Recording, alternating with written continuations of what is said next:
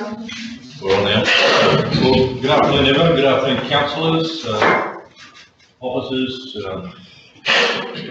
and welcome to Pastor Jim Pearson from the Uniting Churches here today to obviously present our first meeting. And obviously, a very sad start to our day, and we'll address passing of Andre Lambert very soon. But we'll begin our meeting, councillors, and thank you very much for your patience today. We've obviously had a roll of meetings to get to this point, and I appreciate very much everyone's opportunity to make sure that we get through those meetings and get back on time. So to all our live streamers, apologies for being just a fraction late today. We have been attending a funeral this morning, and certainly we're going to reflect on one of our colleagues this afternoon, as we should do. So present, please, everyone's present. Any apologies, need for those. Leave of absence. Any leave of absence is required. Pretty much we've got schedules to go through. Certainly the ALGA conference and the Northern conference the next week or so. Is there any leaves of absence required for any meetings in the next few weeks? All good. Okay. Getting our calendars in order. All right. Well, look, as I said earlier, and as this organisation is very much well aware that it's been a very sad time, probably for the last few weeks, when we all learned of the passing of a colleague here, lots of people in this organisation. Andre Lambert is particularly close to us all, and other members of his family work in this place, and as a young man with a young family, it's particularly weighing on us all. And I know over the last few days, certainly our staff have been gathering around those people, making sure they provide the level of support that not only Andre's family needed, but certainly his colleagues and his friends need. And it's these times that I suppose we reflect on our relationships more generally in our workplace, and probably on the jobs we do in this organisation, whether we're an elected member or whether we work here and make our lives in our communities here. It always, as I said, it weighs heavily on us all, and probably it gives us some context to some meetings sometimes. It is always good to reflect. So I think as an appropriate gesture to Andre, and I noticed that certainly staff and lots of people today observed the great wish that he had that we wear white and blue for his beloved football team, the Western Province. I know there's a South African team, and it's hard for us to bear sometimes, but we do it today, and we do it for Andre, and we certainly remember him. But look, I think it would be very appropriate if we stand in our places just for a short moment this afternoon and remember Andre Lambert.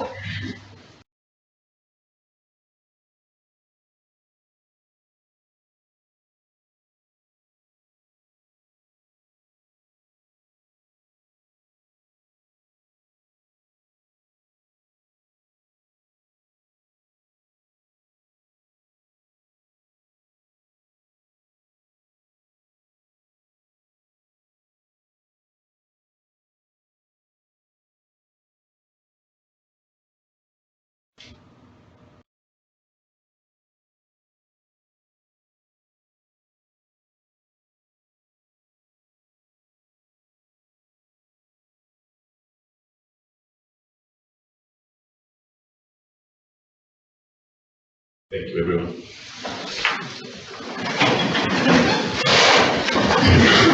As it turns out, we're very, very fortunate this afternoon to have Pastor Jim Pearson here from the Uniting Church. Pastor Jim obviously prevailed over the service this morning for Andre. Whether it's good luck or good management, and the fact that there is a good God amongst us, we have Jim here this afternoon to lead us in prayer in the meeting. So I'll hand over to you, Pastor. Thank you, Mr. Mayor. Thank you for having me. Has any visiting clergyman or woman ever presented you with a story entitled The Keeper of the Springs before? No. The Keeper of the Springs? No. Bear with me, please, Mr. Mayor. Peter Marshall. He was a Scottish-born, migrated to the United States in the early part of the 20th century. became the pastor of New York Avenue Presbyterian Church in Washington, D.C., and he was twice appointed chaplain to the United States Senate. He died in 1949. His widow, Catherine, wrote a book about him entitled A Man Called Peter in 1951. Then in 1955, they made a film about him of the same name, A Man Called Peter, and it was subsequently remade something like 8 times. Peter Marshall, good Scotsman. This was one of his favourite stories for US senators, and I figured if it was good enough for them, it was good enough for us. The old gentleman had been hired many years earlier by a young town councilman to clear away the debris from the pools of water high up in the mountain crevices that fed the lovely spring flowing through their town. With faithful, silent regularity, he patrolled the hills, removed the leaves and branches, and wiped away the silt that would otherwise have choked and contaminated the fresh flow of water. The village soon became a popular attraction for vacationers. Graceful swans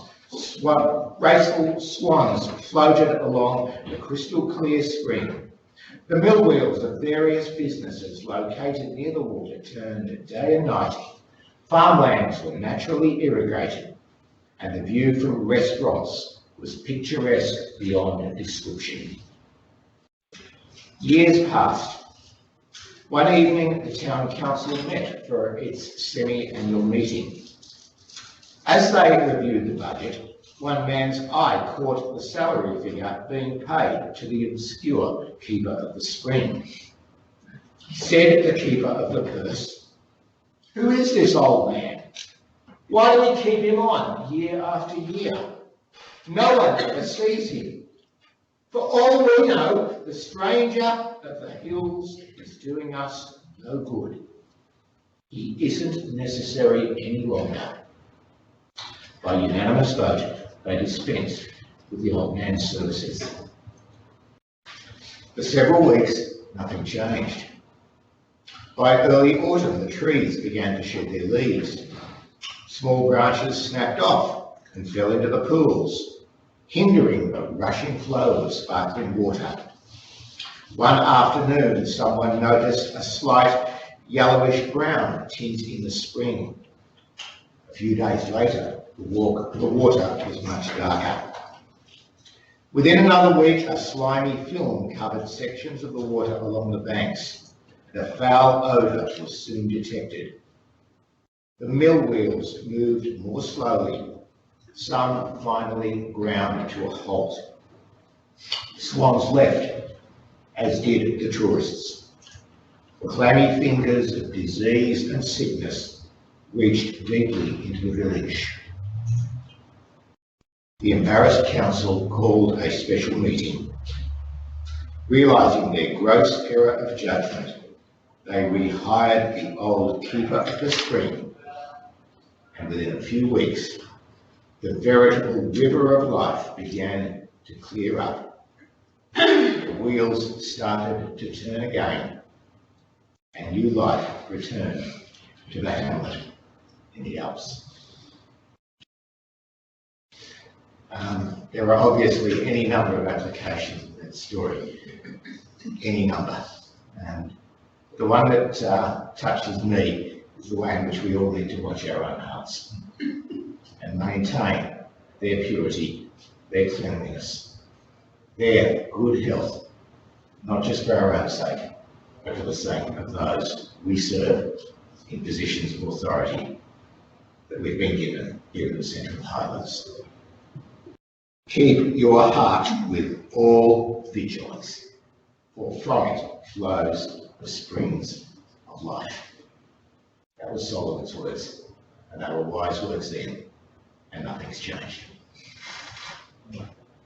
Let's say together. Our Father, who art in heaven, hallowed be thy name. Thy kingdom come, thy will be done, on earth as it is in heaven. Give us this day our daily bread, and forgive us our trespasses, as we forgive those who trespass against us. and lead us not into temptation, but deliver us from evil. For thine is the kingdom, the power, and the glory, forever and ever. Amen. Thank you, Mr. Mayor. Thank you very much. I trust that you'll get the opportunity this afternoon to maybe just sit and reflect quietly. Probably need to nurture my own soul Yeah. a little bit after the last couple of days. I also buried Wally Reed yesterday, as many of you will know. So, it's been a fairly full 2 days for me as well. Yeah. God bless you all. Thank you very much for being here. here. Thanks, Jim.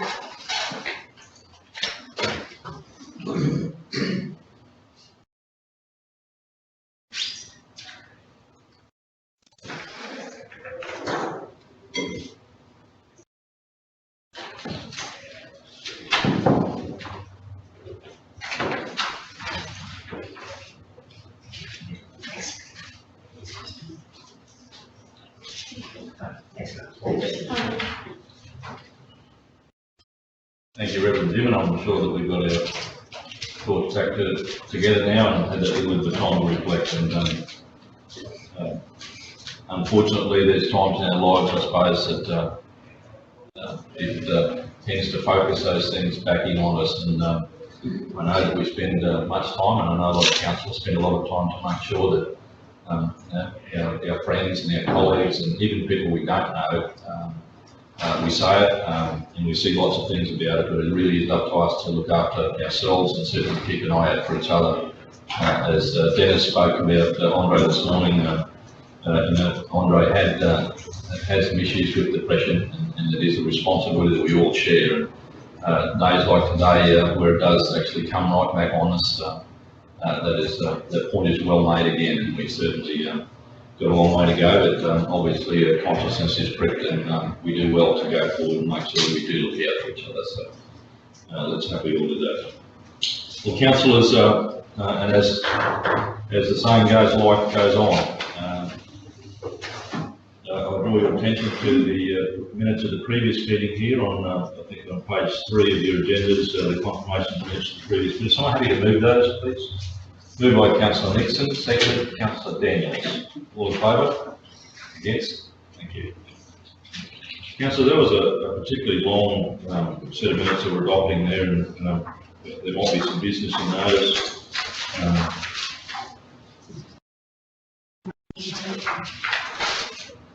Any business arising out of those?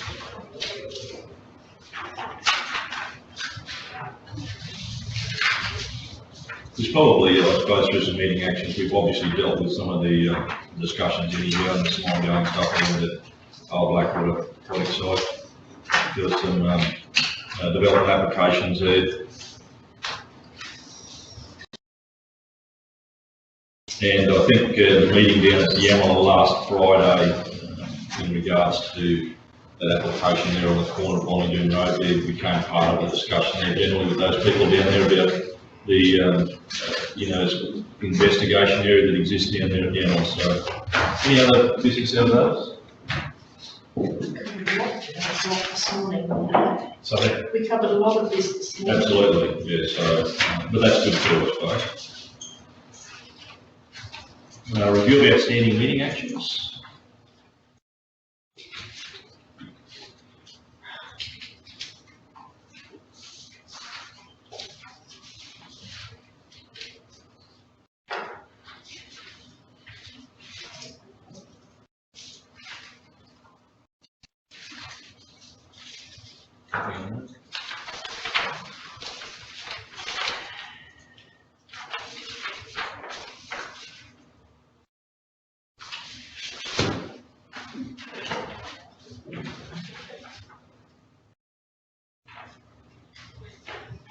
I think quite a lot of those might have been discussed as well.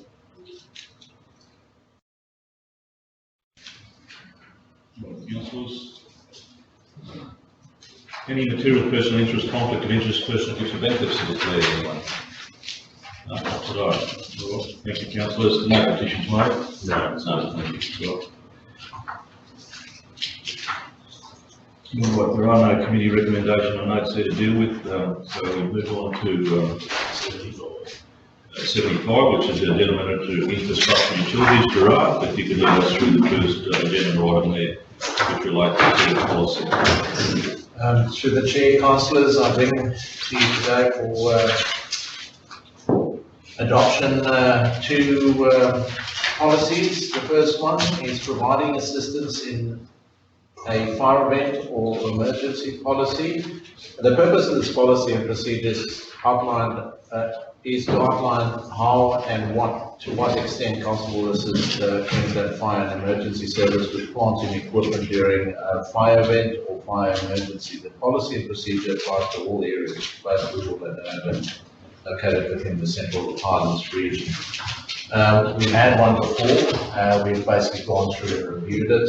The key objectives of this policy is to assist preserving life, minimising risk to property caused by uncontrolled fires, and will fulfil council's obligations under the Fire Services Act of 1990.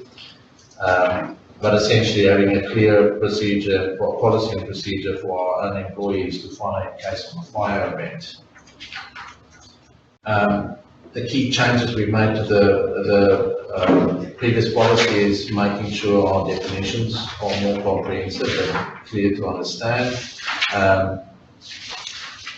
The authorisation we clarified the appropriate authorisation that's required to activate our resources, which is through FireCom. There was a reasonable amount of miscommunication in recent times, but unless council resources are activated through FireCom, the eligibility for training and costs is lost in that process. So effectively just calling the local regional office manager or the likes of the overseer will effectively limit council's ability to claim those costs. So we bedded down with our own staff as well the process to seek authorisation. So FireCom first, and then followed by a verbal approval by either myself or manager infrastructure. Council, I'll bring to you this policy and procedure for adoption if there's no questions. Mr. Mayor, this is all very well, providing FireCom have already been notified. If someone's out beside somebody's paddock and they're grading in their road and the fire starts in their wheat crop, what are they going to do? Through the chair,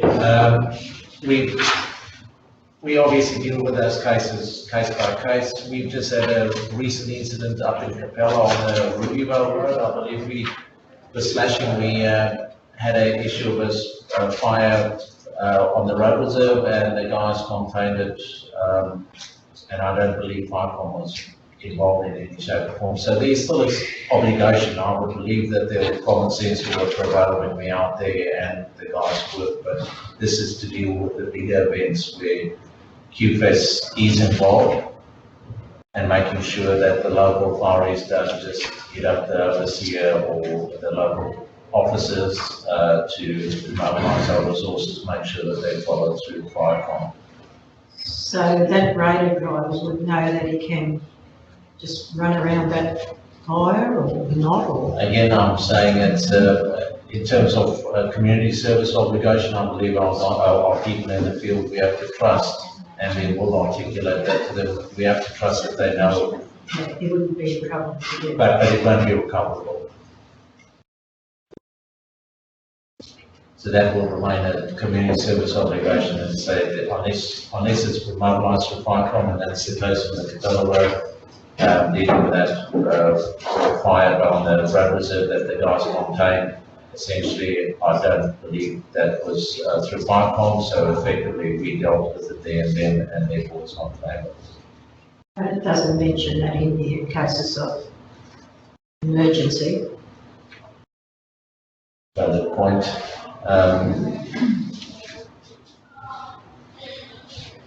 But it has happened. I mean, it's not something that doesn't happen. It has happened. And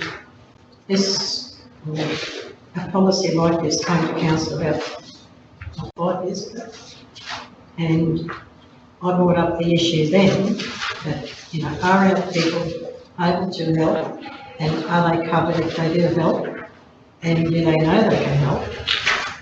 Because, like, as you say, this is just for major fires, but surely you're not going to let our people be really embarrassed and if they let that wheat crop disappear.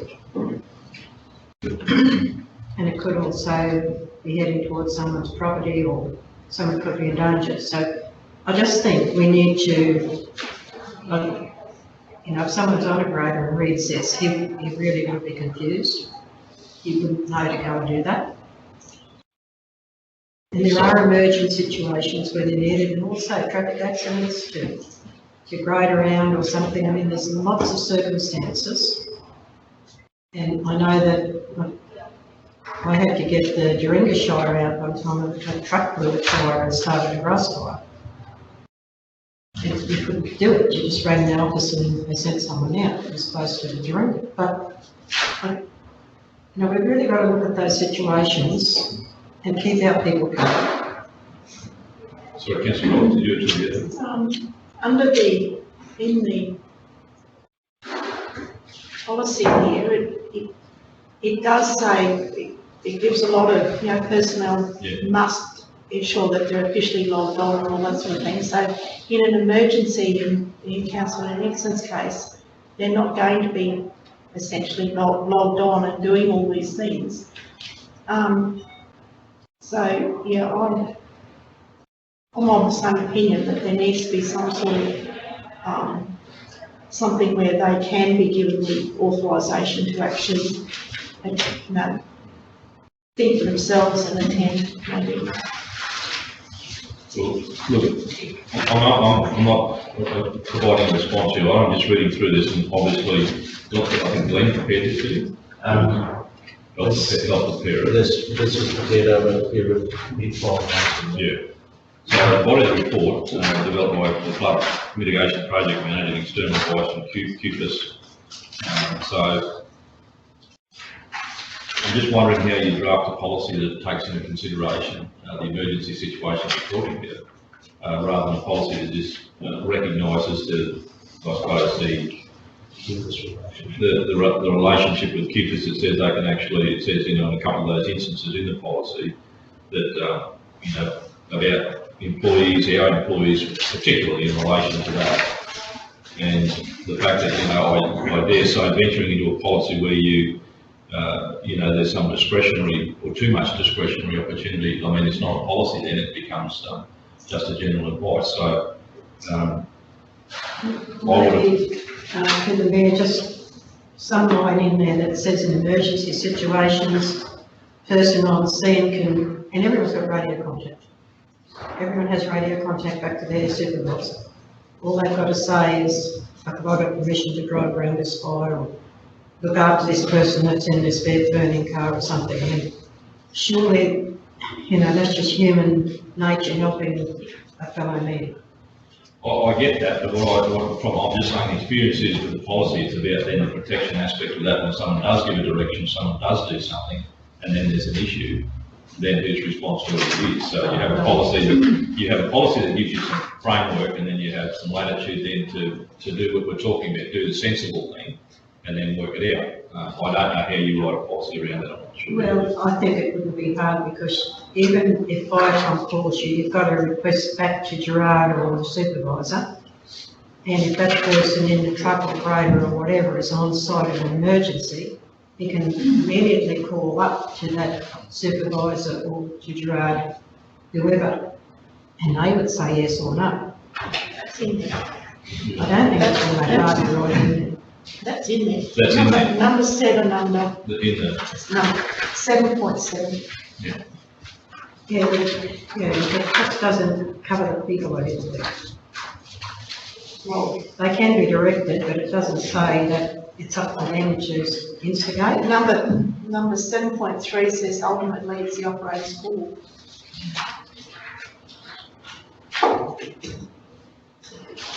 Yeah, that's more in the context of exposing themselves, Yeah, with the directions given. I That's think after through they receive. call from fire. Through the mayor, it's the exception we're talking about covenant policies, not dealing with that. The policy's dealing with, the majority of cases where resources are seconded. And then there's some state processes which Gerard's outlined that need to be followed in order to recoup costs. Yeah, With the exception, I think common sense has to prevail, and there probably is a way we can catch that by saying that where supervisor authority is provided, or in some cases operating discretion is employed, assistance can be rendered. We can say something like that, but the intent of the policy is more around engagement of those resources where you're using water tankers and graders and other plant equipment to deal with a bigger wildfire type situation. and we did incorporate all that kind of activity when we had the big fire at Springshire. But everyone went through that procedure. Yeah. And it works because you have to go back and claim. You have to claim expenses and, but you need to be covered. But I'm not talking about that type of fire, I'm talking about the emergent situation, whether fire, flood, whatever. But mainly this one's focused on fire, but that's, look, it hasn't been happened on. It's someone's wheat crop. Yeah, it's hard to find a policy around that sort of stuff, because you would assume that your staff will take appropriate measures where necessary and safe to do so. I think, Mayor, probably, so I think this policy needs to stand, but I think we need another policy. And that needs to be tied into our rural land work, you know, the stuff that we do, because I think this is for all the general stuff, and you can't, if you try and cook this one, you're going to muck it up, I think. But I reckon we do need, and Dale's right, we've had, you know, Friday afternoon, boys about to take the grader up and there's a fire on someone's place, storm just gone through or something, and they might need a grader. That's a different thing, you know, and whether it's in the weed or whether it's in the paddock, you know, and we have had a rural land, a rural uses type policies in that area. I think you need to find that again and bring that up and re-resignate. But I think if you try and muck this one around, maybe even got to recall it providing assistance in fire event or emergency something, level 1 or something, and the other one's for, further. Well, there's rural fires as well, isn't it? So it's significant fires, different fires. Through the chair again, the rural fires is also through fire time as well, and there are ways of making that application Talks about the fire as well, so it's not just. So I think maybe to address what Councillor Bell suggested. Councillor Nixon's right, it's not in here, is it, that we need to look after it, saying. We're going to create a fresh policy that provides clarity around the responsibility of the council employee in providing first aid or rendering assistance utilising resources that they're in control of and providing clarity.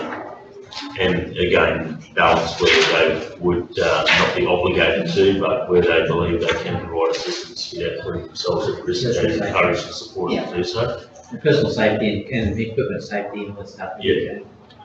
So I think this policy still stands even in relation to that example that Councillor Bell just gave with the grass fire and the paddock, because in the first instance, you do not want people from the council first, you want them to dial AAA.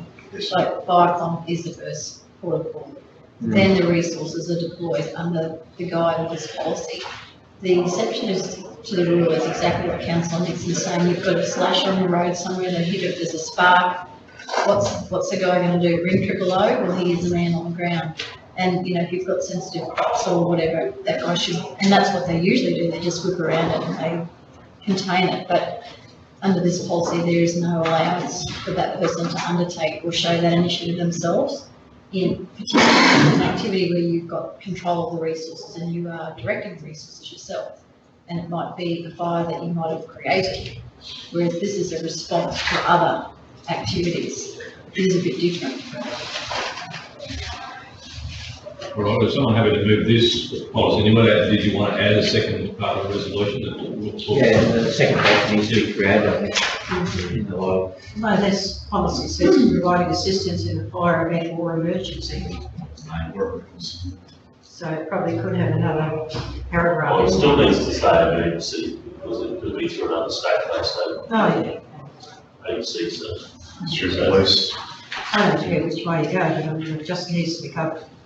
Yeah, well, I think we're agreed that it should stand and provided that, but you want either a second report perhaps about it. It's a fresh policy. So you can direct the CEO to draft a policy regarding employees rendering assistance in utilising resources in circumstances where property or license threatened, or that's not the best language, but it's just it's something we need to provide clarity through a policy to our staff around our expectations, their duties and limitations associated with jumping into action themselves or council.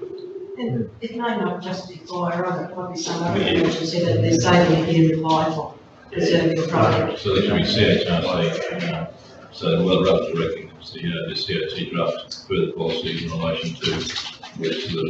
Yeah, you could all put that in there as well. That's it.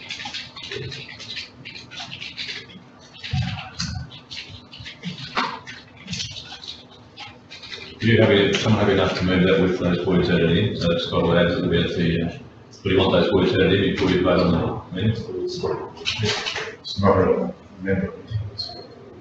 There's not an goal, it's an amendment in direction to extension, so you're in the first breath, you're adopting the policy procedure, and then you're going further that CHRC draft the policy regarding employees Preservation of life and assistance and utilising council resources in circumstances where life or property may be threatened. Like I said, we'll improve those words, but essentially that's what it is. And it's also, a lot of our staff are trained and qualified in first aid and administering CPR, and we can provide clarity around the obligations that they have in circumstances where someone may need assistance. So we can encompass all that into one policy, then that will become part of our induction material, and people will then be confident in knowing what their responsibilities are and what their expectations are, and where they can say no if they don't feel that they're up to it, or they think that there's a risk there that they're not prepared to take. They need to feel confident that they can take no action.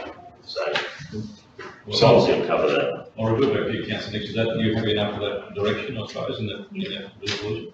Have you moved it? yes. Seconded by Councillor Brindle. That's the original resolution, then further to the Central Lines Regional Council draft a further policy regarding employees rendering assistance and utilising council resources in circumstances where life and property are being threatened. The will improve those words, it just needs to cover it with more detail. That's essentially it. Have you done? Yep. All in favour? Against? Thank you. All right, page 85. Water sub-metering and billing arrangements for community title scheme policy. ... in brackets, approximately 5 minutes. Is that appropriate, Peter Manning, or is that? That's probably appropriate. That's right. Well, feel free to take a little more time if you better than you've been. This is in relation to obviously the title is very self-explanatory. Peter, if you want to get through this. So, yeah, as the title said, it's a policy about being able to, the way we can build water on community title schemes. Although this has been on, it's been a joint effort by the previous planning manager, finance, rates, plumbing inspectors and myself. So the issue we're trying to address is there are some property owners out there who, in a community title scheme such as a duplex, who can only read the head meter of the property unless the common property is metered. And we have been asked to look at ways that we can build. So in the policy, we have the three scenarios. The first one, scenario one, is we've said existing title schemes, which is sort of pre-2008.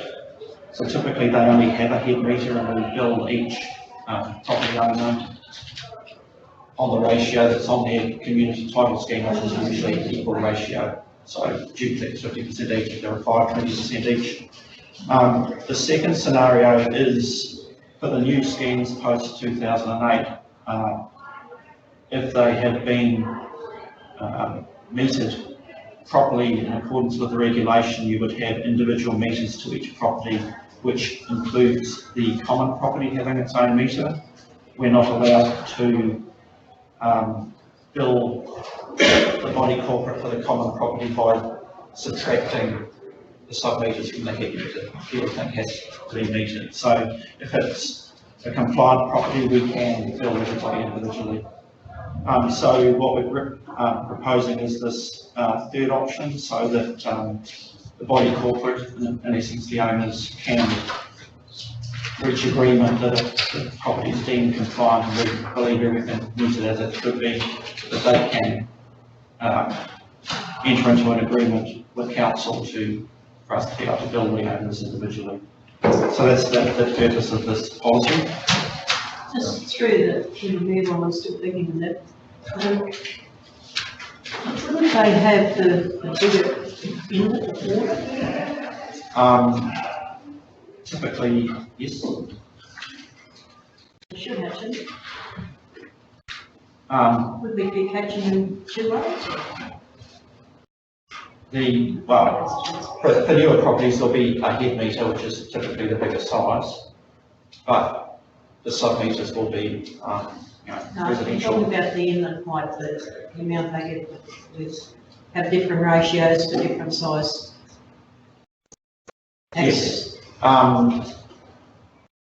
So on the older ones where we're billing on the head meter, it would be on that size, but divided up. Split however many ways there are properties. Yeah, because everyone's different, but, yeah. And would that catch, like, we had a lot of talk here before when Blackwater was overflowing, would there run a cut behind the house? How do you treat that? That wouldn't be covered by this policy. This is specifically for a community title, so where they all have individual lots. So yeah, granny flat would be just caught in the main property meter. So, in the rates side of things, when you've got a 50 or 100 mil, so let's say 50 mil to your head meter, Yeah. and then 20 mil after that to each individual property, either in a body corporate or in a strata or a non-strata, in all three, how's that going to be driven in the rates? Because you're double dipping there. That's what I was trying to get at. Yeah. So in the cases where we can individually bill, you'd be billed on the size of your sub-meter. The sub-meter. So that's kind of point. So yeah, if it's 5 townhouses on a property, it'd be 20 inches. When one owner owns 15 properties, what do they put on them? i.e. Rio Tinto and their unit market. I probably need to double check that.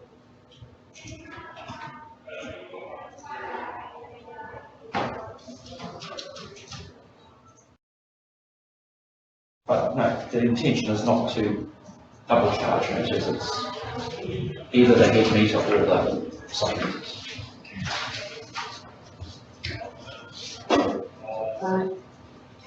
Option 3. Option 3. We're not going to get back to the same argument we had with the hotel yesterday. Well, the purpose of that policy is not to choose the options, it's just saying we have those options available depending on the age of it. Yeah, depending on the scheme that's to be Depending on the answered. situation, depends on which option you use. Yes. Okay. Just be careful, you're not double dipping, though, don't you? Oh, I'm sure that even if we double dip, will let us know, and that's probably, this process is all about, is absolutely having the policy to be able to go and find that out. Rather than someone just controlling the head meter and all those other people behind it, unfortunately not having the option, so that's why you're giving the 3 scenarios. Yeah, and Straight through the chair, Peters, how will this be communicated out? That people are now. I guess that's the following step. We'll publish the policy. Don't know how many people will actually want to change from where they are. No, we've had, I don't know, 2 or 3 inquiries. Okay. Our rates notice is that you have there's a discretionary opportunity there with anyone that's registered at the unit title could actually get some information. So if you're happy enough to disseminate it, that's the easiest way to send it out. They've got a land use code for each of those properties, so you can send it to everyone. Yeah, but certainly the intent is to communicate it out. Well, councillors, any other questions at all? Got to give it to you, there's always something. Yes, sir. I'll move. Happy to move. Moved by councillor Brindlecombe, seconded councillor Daniels. All in favour? Against? Thank you. Thank you, Peter.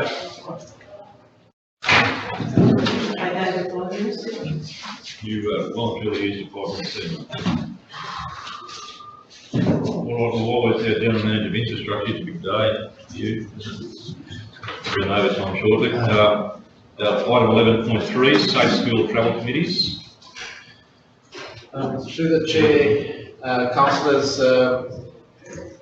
there's been a big shift in recent times with the new council and our mayor's desire was to engage and advocate stronger for schools.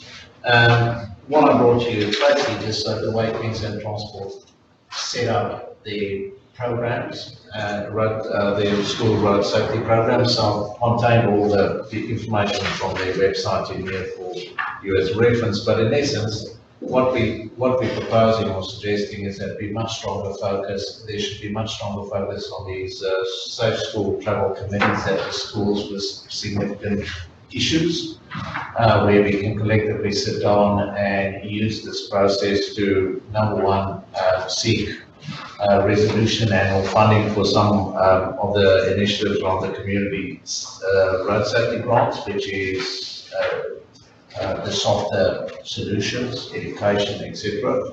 And then on the other side of the spectrum is the hard infrastructure part, which currently only has one funding program, and that's through the Transport Infrastructure Development Scheme, which sits under the Bowen Basin Regional Road Group banner. The previous councils didn't have an appetite, I'll be honest about it, didn't have appetite to even consider funding any school infrastructure, car parks, the likes out of that fund.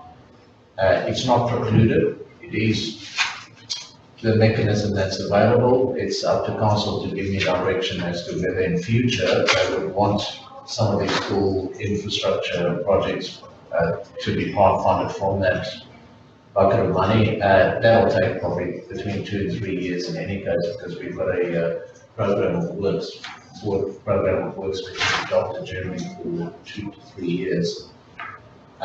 So this is what it's all about, really just pushing the committee side first, getting Queensland Transport involved and giving these groups guidance in the community road safety grant space.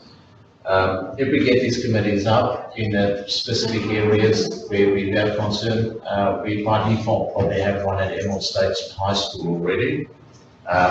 Although it's not badged as a safe school travel committee, but by default it should be because of the parties that's involved. That under this banner to simply engage with Kingston, with Emerald North, and any of the other schools that have significant issues, engage with them, set up these committees and use the mechanism to get the support for whatever opportunities we're seeking to either help or advocate for improvements from their schools.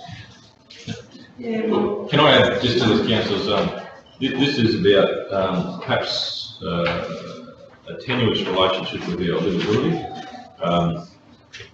We have, I guess, a developing and a strengthening strategy around engaging youth, and we do have a very strong program through certainly Blackwood and Josh and through our communities with engaging the school. The question's been asked today about engaging the schools on a number of other issues.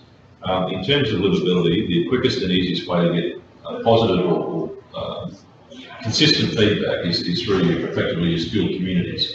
So a way of doing that, and I've probably found, and you would have, other councils would have found this as well, is attending different school events, that the opportunities there to obviously hear lots of feedback from certain school newsletters and the school staff as well. But it all relates to, in most cases, accesses, safety, and this is what this particular agenda item deals with, is most of them are either in an urban environment or part, or interact or interface with part of our council infrastructure.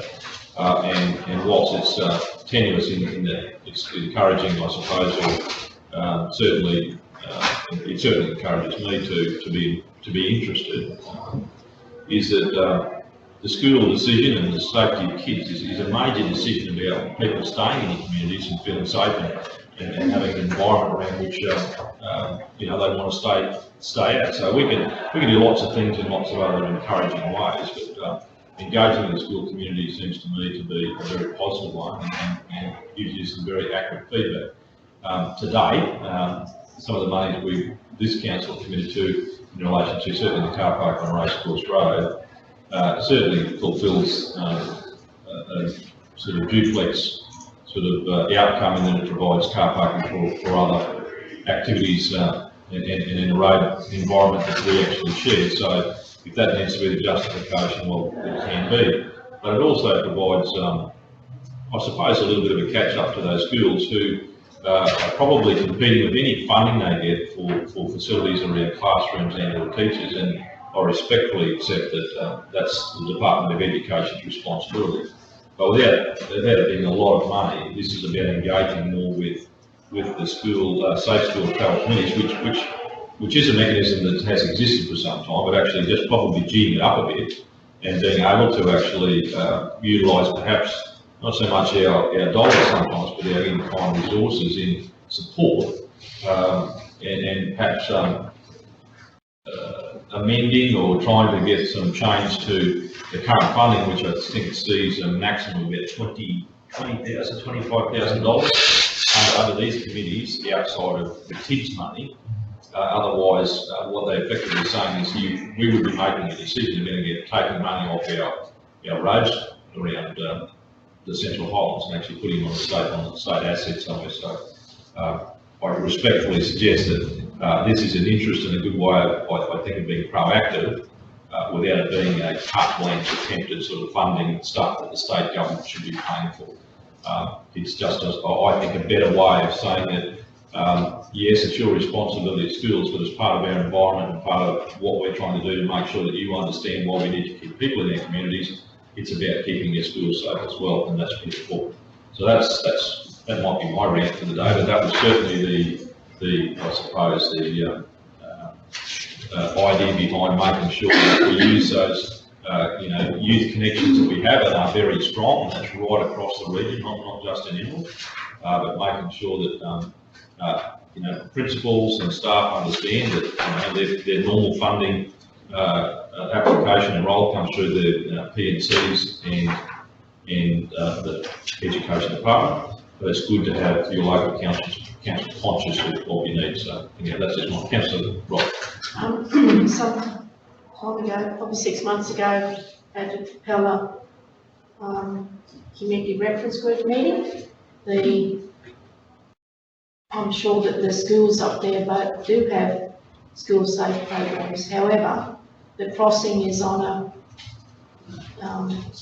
state road, and they came to me and asked if I could advance it anyway, and I did through the Transport Advisory Group. I said, I didn't go to the Transport Advisory Group, but it went to there. I don't think that I can go back to Capella now and say, please set up your own safety, school safety program group to get something like this done. These don't exist at all, these committees now, you're just saying we establish them? Through the chair, Councillor, what I'm trying to do here is show what Queensland Transport put forward as a program. And I've heard some of the issues recently raised and some of the past issues. It is very ad hoc. And the resources are basically, the question is whether council should just step in and investigate and promote and advocate all these individual issues. My view of it is, given that Queensland Transport has the school safe program, that we should play to those rules. And you have the ability to tap into the schools, and the communities have the ability to tap into road safety matter education, part of the curriculum, safe school travel initiatives, student driver education. It's a whole suite of school safety issues that can be brought in a collective where the advocacy is there. We can drive the infrastructure stuff that we can. TMR can drive the infrastructure issues or take ownership of the infrastructure issues they have. The concern we've just had today is simply saying that is a council exclusively being made responsible to deal with state government issues? The answer is no. If we use this mechanism, it's a collective shareholder, stakeholder engagement across all those sectors, and then we can also assist and advocate to get funding for any of the soft issues. And when it comes to hard infrastructure, TAG is just a technical committee that says yea or nay. They don't operate in the school safe space, and therefore I'm being pragmatic. I could have second-guessed the answer from TMR. But if the school safety committee with involvement with TMR or QT says, yes, we recommend a change here, then it's more likely to get a traction and get it. It's a kind of a way of actually, like the process that you went through, someone comes to a council and then you've effectively done the same thing we're asking for here. But the reality is it's better if it's coordinated because it cuts out that, the transport group then writing to council saying that, there's an issue with, XYZ school and it's on part of your infrastructure and part of the ours or something like that. It just gives it an opportunity of coordinating a little bit better. And we are in a position through our connections with the schools to probably do that reasonably well. Can I just ask though, I'm just not clear, is it one committee per school? Because that I'm not in favour of. That is just potentially be a huge job. No. Well, Ralston is another example similar to the issue that Councillor Ralston. If I created another committee down there, it wouldn't achieve anything. No. And already the other question I have is the Ralston police officer is it on the TAG group? Where would he sit? Because that was the mechanism that he got the flashing lights for the safe zone for the school in Ralston. So I'm just wondering, are you creating another thing, another layer of work here? Why doesn't that TAG work? I don't sit on it, I don't understand how it works, but. I can't speak on behalf of the TAG at this stage because to date it has generally been manager tech services or manager infrastructure attending those meetings. I've seen the minutes and I don't see them often, which is another concern is that we don't get feedback on decisions. They come here occasionally. Yeah, I've called some in the past, but it is just a technical officer meeting, and I don't believe necessarily each of these cases come before them with a business case or advocacy documents. It's just simply a request, a one-line request. So council sit on that group, police, Queensland Police, Transport. TMR, Yeah. but what other stakeholders would you need? QT would be there, and although they're very ineffectual. Yeah, through the mayor, it probably could be made more effective in that group. I know that there's been some concerns around safety. For example, the Gregory Highway south of Springshaw, there was some interest in making it a 60k zone from the airport turn off right through the rail intersection covering north. And the suggestion at the time was that if that was endorsed by the TAG, then it would have a greater than likely chance of being successful with TMR because it's showing multi-stakeholder support for something. The only other bit of contribution I can make to this discussion is that if we're wanting to access some of the smaller grant funds for road safety improvements, initiatives like the trivia signs you've seen to promote attention, awareness and things like that. Those things should be endorsed by the tag, and then they've got a greater than normal chance of success. So I think the tag's probably due for a shot in the arm anyway. Anyway, that just sort of throw that in. Yeah, that's what we're getting. It's not about creating something new. It's just Sounds about, like it. How, excuse me, to the mayor, to the chair, how often does tag these? Again, I think it's all, yeah, Just. We're going through this. Through the no, mayor. oh, sorry, Councillor Macker, what was it? No, it's fine. Honestly. You're being pretty quiet. Just through the chair, like, are they going to change rules? Like in William Street, Spreadshaw, they've been asking for years and years for a traffic crossing across that main road there, and they can't get it because of the numbers. So are they going to look at danger spots like that and actually change the rules? Because that's the same with Rolleston, and it probably is in a lot of smaller places where they haven't got the numbers, traffic numbers or the cube numbers to actually get across. Yeah, well, that's the crux of it. You know, I mean, you don't know that whether they will or whether they won't, but I can tell you, well, none of us are advocating for it, they're not likely to. The shot in the arm thing is required. Please to the tag.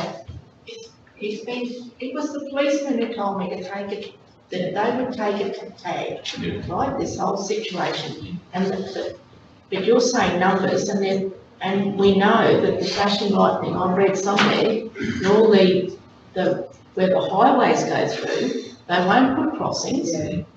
But in Capella, they have got, on a state road, it's not a highway, it's a state road, they have got a crossing, but it's all broken down and needs fixing. So, you know, the tag, you say they need a shot in the arm because the other ones who said take it to tag. So it's a committee to engage around Safety. safety. That's right.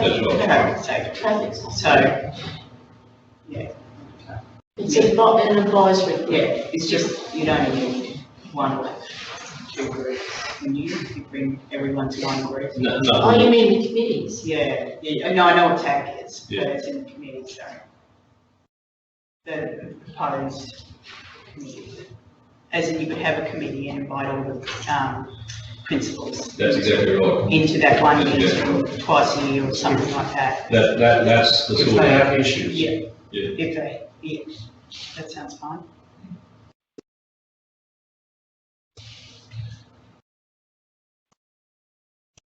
Yeah, Just to clarify,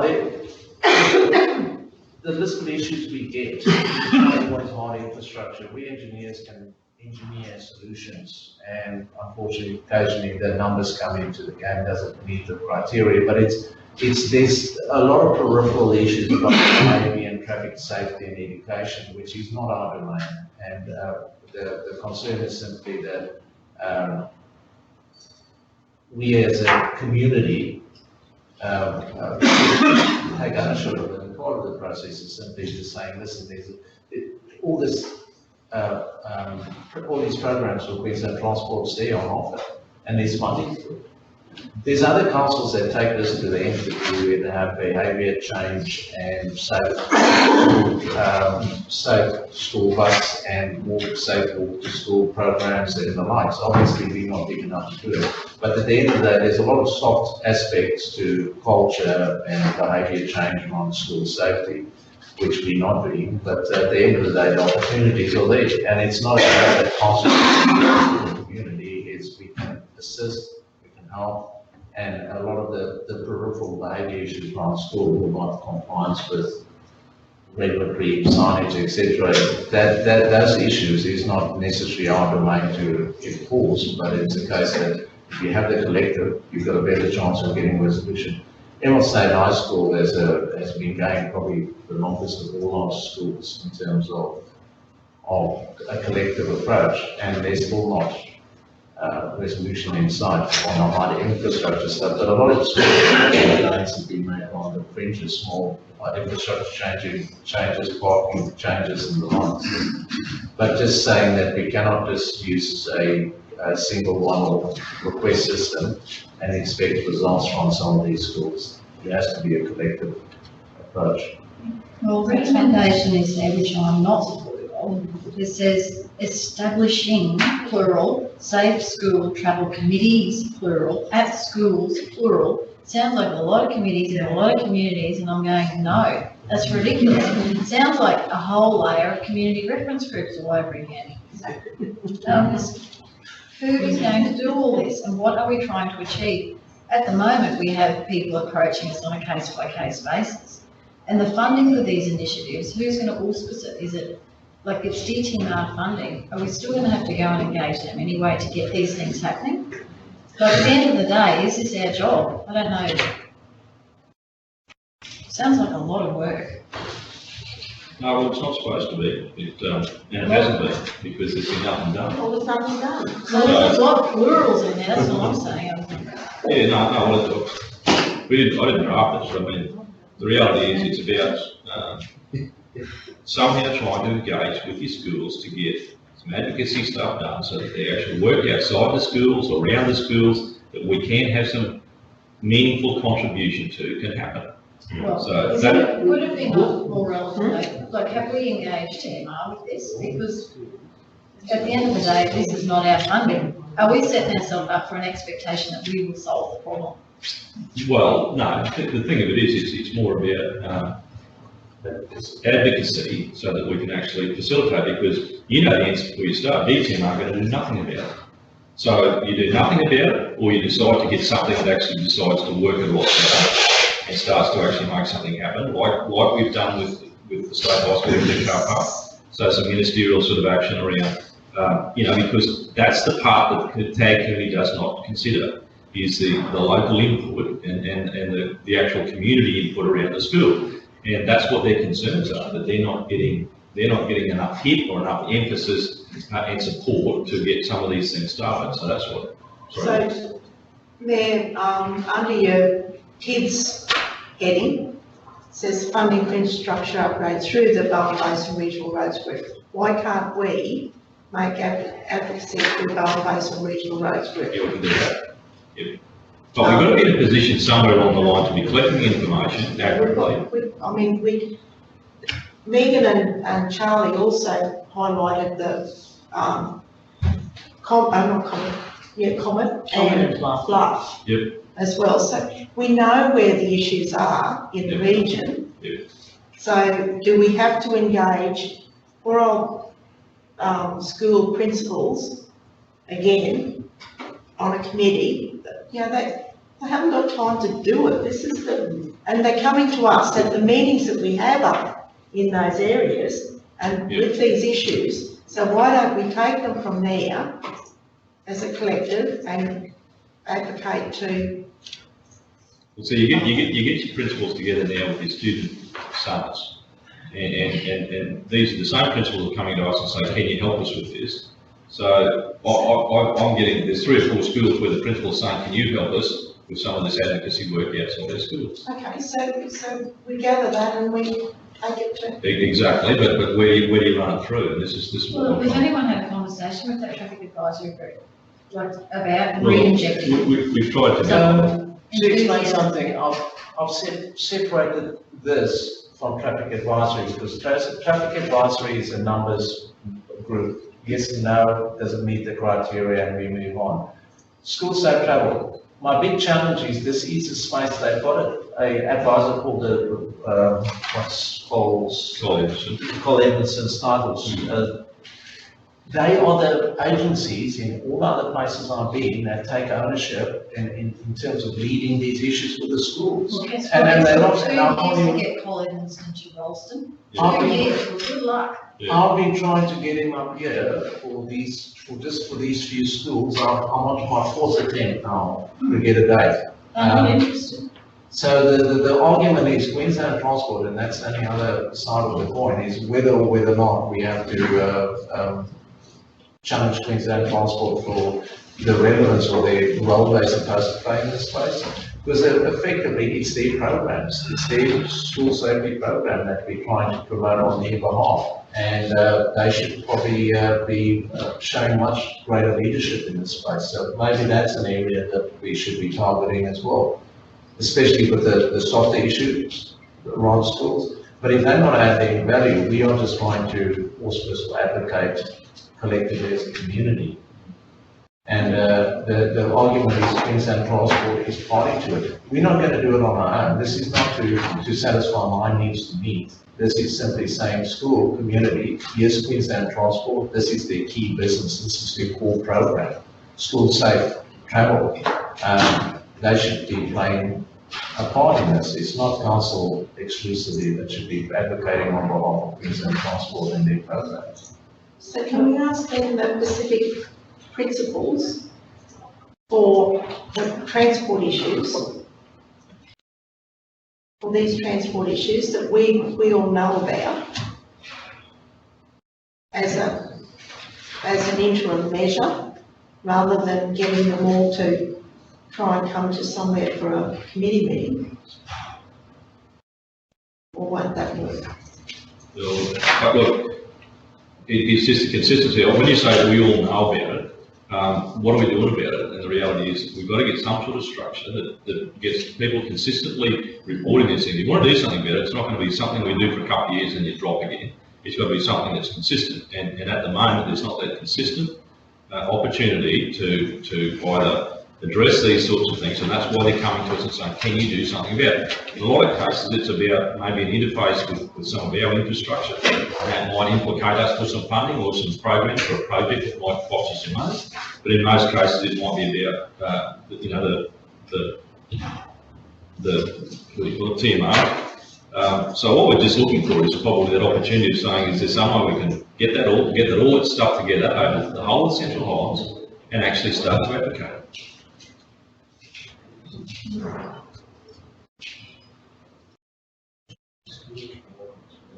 So I think, look, we've had probably enough discussion about it. The thing that we probably need to do is have, Colin Anderson is going to, we've spoken to him on the phone. We actually got him on the phone with Lachlan Little the other day. I'm sorry, the other day, probably 3 or 4 months ago. We'll get him up here so that sort of, I suppose, outline how they fund these things, how they assess them, how they give them a rating, and we can take it from there and bring it back. So rather than sort of, I guess, try and solve the committee situation for today, it's not about really creating a situation. It's just about helping those guys with their committees where they exist, and actually creating the opportunity of actually taking a little bit further and a little bit more.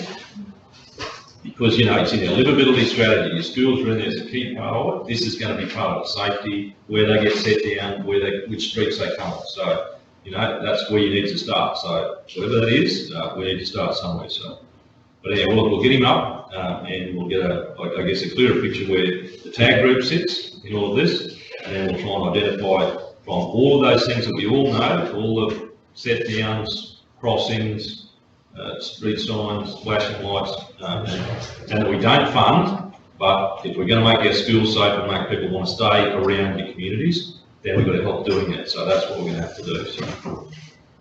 You could have it as an agenda item to each of the CRGs to collect that information, because with the exception, I'm not sure about Pembroke Blackwater, but there's always a parent, PNC member, a teacher, like those sort of people on the CRGs that can provide a lot of that information. But if you're going to get that, it's school specific.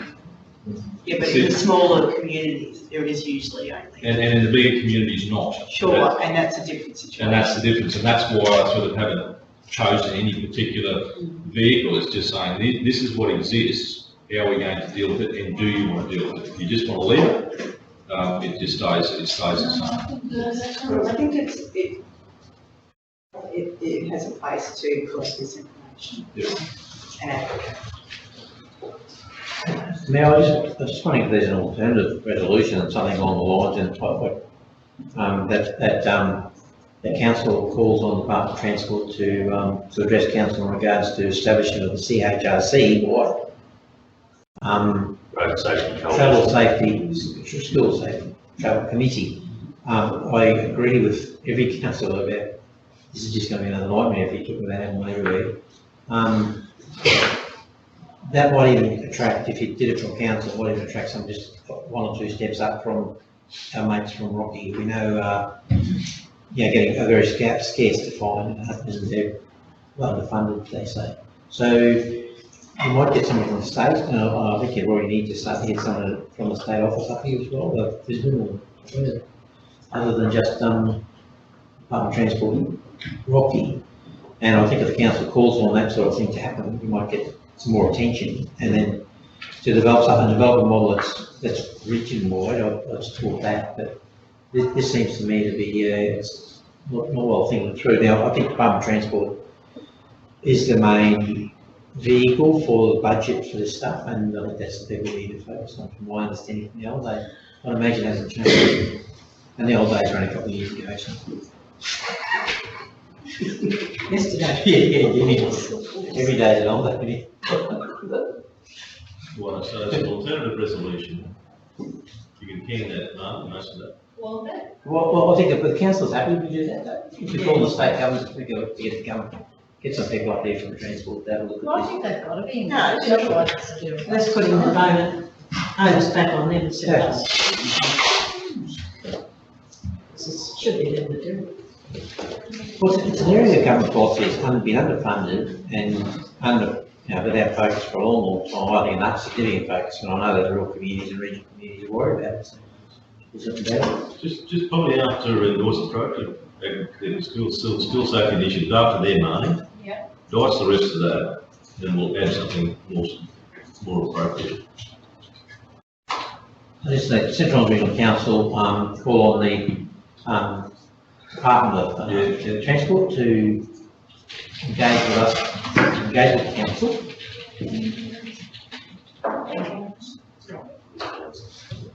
In regards to establishing a meaningful, or establishing a school safe travel committee, a region-wide, is it a council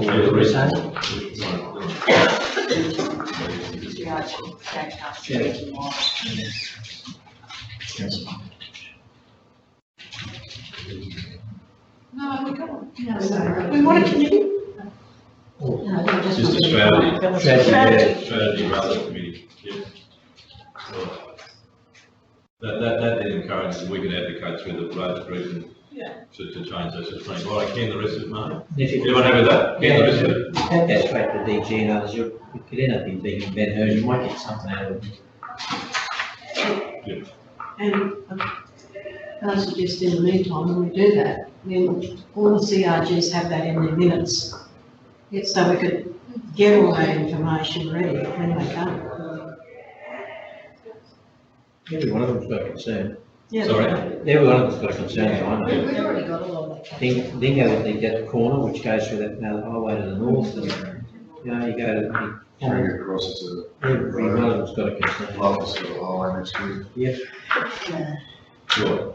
And rubber. Sorry, anything to add to that, sorry? What's the rubber? Right.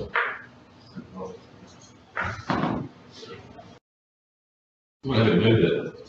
Councillor Middleton, seconded by Councillor Daniels, all in favour? Against? Thank you. Oh,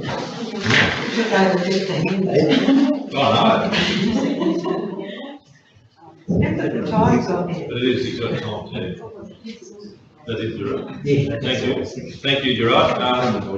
Okay, getting back to our community section here, I'll hand over to Daniel and I'll introduce Jamie just around this application for extension of time to prepare an elegy, local government infrastructure plan. Thank you, Daniel. Thank you, through the Mayor. As I mentioned, this is an application to extend the recent LGIP. I'd like to note here that the planning team have done a great job, and we've received a call from the State Department to noting that their backlog of current LGIPs at the moment, so that plays a large role in this, but I'll hand it over to Jodie and Carrie to provide the details for you. As Councillor may recall, last year we resolved to seek an extension to the timeframe to prepare our LGIP. With the reform that occurred in 2014, it became a compulsory requirement for local governments to have by 2016. If we didn't, we could ask for an extension for the minister, which she kindly granted us till the 30th of June this year.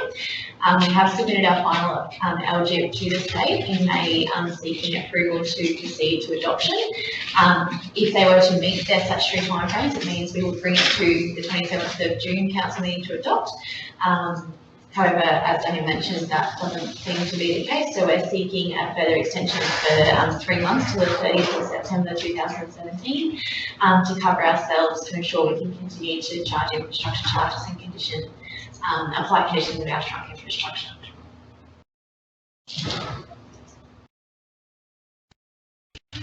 Is there any question? That was way too short.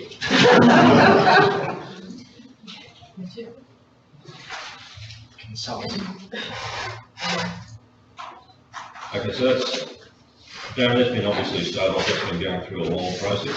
Yeah, very long. Yep. Been in the works since 2008. But, yeah. Well, was it when we first started, the Emerald Tri-Council started its priority infrastructure plan, which merged into an LG, which is well, then we amalgamated, so then we started the whole region, and now we've made it an LG. So can I just say, by the time you get to the end and you do notify them, do you get any feedback still, or do you get any, when your public consultations and stuff? I mean, the only submission we received was the one in relation to water infrastructure.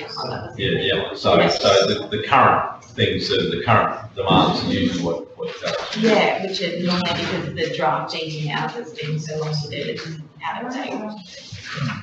And look, that question was asked just the other day, just so you know, in our budget considerations. I mean, I don't know whether you're sitting in, but I mean, there's always that notional $16 million figure, which is effectively what we see as potentially for water supply.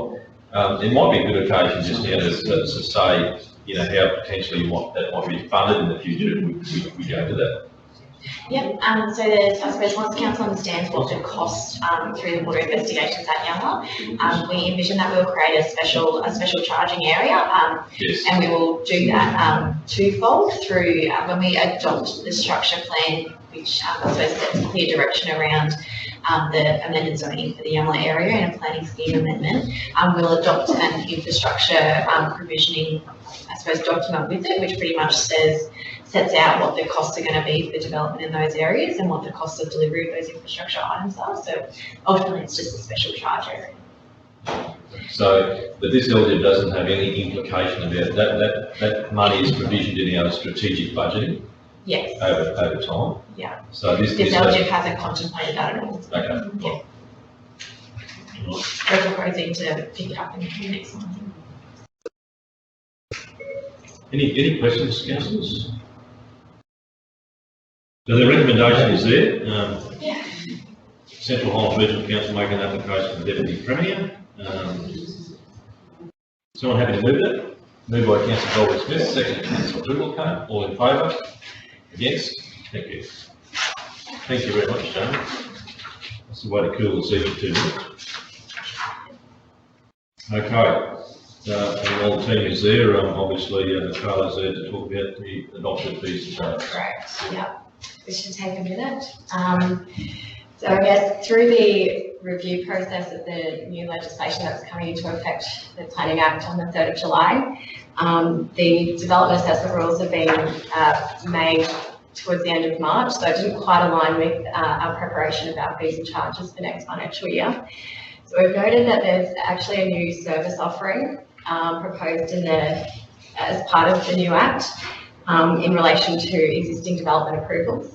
So they've categorised 2 changes that you can make to a development approval, one being a minor change, which is consistent with our current process for dealing with a municipal change request, and then another change which is called an other approval, which creates a lot more flexibility. A developer, for example, could have an existing approval for a medical centre and they decide that they want to put a pharmacy or a shop in with that existing approval. They don't have to apply for a brand new application. They can make another change to their development approval, and it would just go through the same process steps as you would whether it be a code accessible application or an impact accessible application. So if it's impact accessible, it still needs to go through public notification.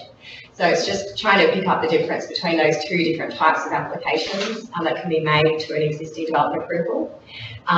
Because the opportunities are endless, I had no idea how to tie it down to an actual fee, because it will be dependent upon what will be coming through the doors.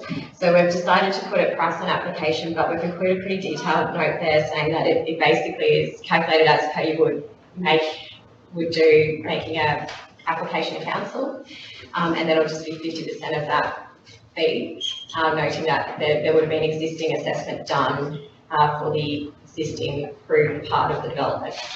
So we're not sure how other councils are dealing with this change in that, but we can definitely refine it through the course of the year and into the new fees and charges if we're not charging enough or charging too much. So just not knowing what requests we'll receive at this stage.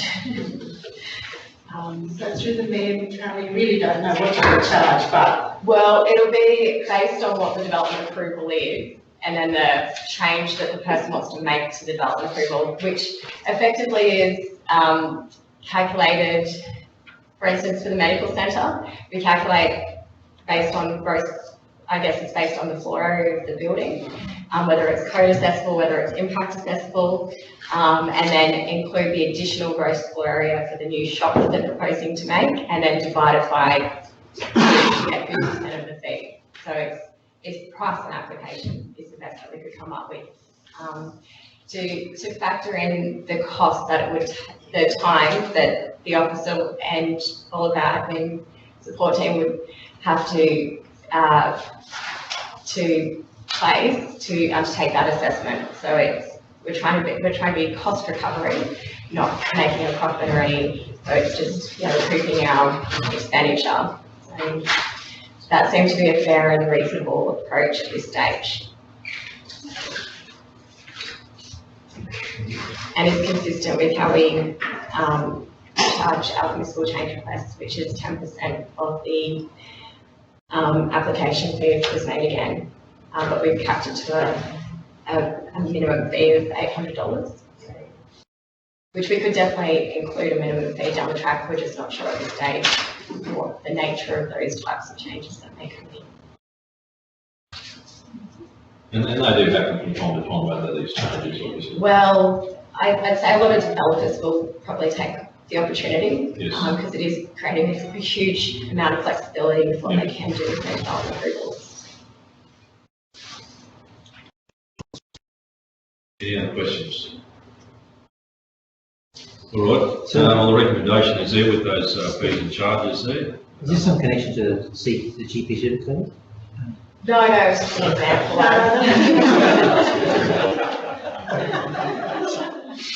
Not that I've got worried about set fees and charges, but I just want to declare an interest. I can set fees and charges, but I just have to declare an interest. Bad example. Be reasonably quick. All right, is someone happy to move that out of the council bill? Moved by Councillor Robb, seconded. Councillor Brimblecombe, all in favour? Against? Thank you. Thank you very much, Michaela. Thank you, Jamie. Thank you, Daniel. So that brings us to page 105. I'll hand over to Michelle Webster, General Manager of Commercial Services. She might introduce Patterson to this agenda item. Thank you, Michelle. Thanks, Mr. Mayor. So the report for council today is the final draft version of vacant land management strategy. As council's been aware, for some time coming to fruition to this point with a number of workshops with councillors throughout the process. Patterson has been the principal officer progressing this work. The report sets out a number of recommendations which we put before council for consideration, and I will hand over to Patterson. And Patterson, if you can also speak to council in regards to some of the supplementary reserve work that you've done that's not been workshopped with council at this point in time, so you can inform them in regards to the incorporation of that within the strategy as well. Thank you. Thanks. Good evening, Mr. Mayor. First of all, I'd like to express my acknowledgements and appreciation of the invariable input that the Mayor and Council have given to this, as well as the CEO and his office, then my General Manager and her office as well. Whatever you brought to this exercise was very helpful. I really want to thank you very much for that. But also this extends to the management as a whole, council management. They also were involved, they were engaged at different stages. I would like also to extend to the other staff, except, especially the area coordinators, because they were just given tasks that they didn't expect. So I apologize for whatever inconvenience has created to them, but their input is really invaluable. But again, I want you to know that the state government agencies were also very, very helpful and very entertaining whatever we wanted them to help with. The purpose of the vacant land management strategy, as stipulated in my report, is that it will set a roadmap where it's setting us the direction and also guiding us in the management of all our vacant land in the region. And this would include any assets owned or controlled by council. So when I say owned, it's all our land under our name, but controlled are all the reserve land parcels that are owned by the state, but CHRC has been given the task of controlling that. So the aim of the whole exercise, in my mind and in the mind of the management, was to facilitate the strategic and operational land requirements over a number of years. So I just want you to have that in your background. It's not just 1 year. This will take a long time for us to implement. To help us do that, what will be required after this strategy is that we have come up with a vacant land management plan, which is more detailed, and then that will be assisted by what we call the vacant land management business model process. So that will be the intricacies of what will be involved, who will be involved in trying to achieve our goals. And as Michelle had pointed out, the process involved was really a long one. We did some workshops with the mayor and councillors at the previous council as well as this new council as well. We did engage the different departments. We also went to consult the relevant state government agencies. Our main focus was really to incorporate your input into this strategy so that it was not something that we just came up without your involvement in it. In doing so, we also consulted a lot of what we would call the site considerations. So all the documents that we have, the corporate plan, the community plan, the open space and recreation plan, then the planning scheme, in this instance, in this case, the Central Highlands Regional Council Planning Scheme 2016. But we also looked at the different other legislative requirements like the Land Act, how it would involve us and its associated regulation as well. In doing all this, the idea was just to look at how we could come up with the strategy and the processes that will make us manage our land to support the strategic needs of the region, which means all the consideration that council is involved in. And this will not come as a surprise when we start implementing the recommendations involved in this.